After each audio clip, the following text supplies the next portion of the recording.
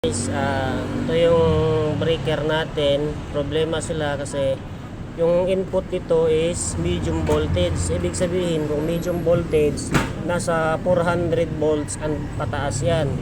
Ngayon, medium voltage siya. So, pag i-testing mo siya dito, 400 volts.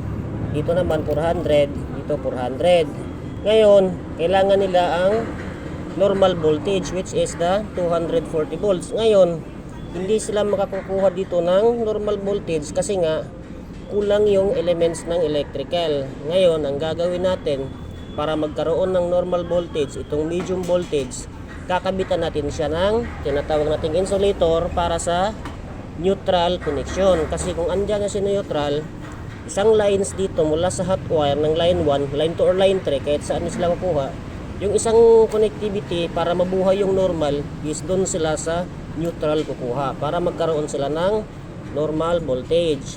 Secondary, kaya nga naka medium voltage siya, so ibig sabihin yung voltahe niya mas mataas.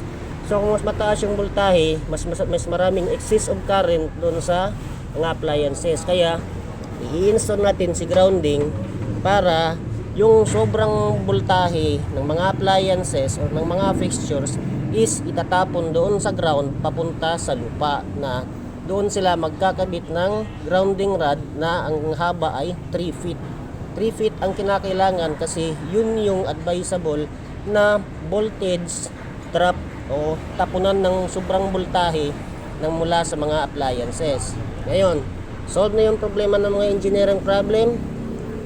400 volts na kanina walang normal voltage, ngayon meron na silang normal voltage kasi meron na silang neutral connection, na yung isang line kukuha sila sa hot at yung isang line kukuha sila sa neutral para magkaroon sila ng normal voltage na 220. At yung problema naman nila sa overcurrent, na-solve na rin natin kasi naglagay tayo ng grounding. So I hope you enjoy.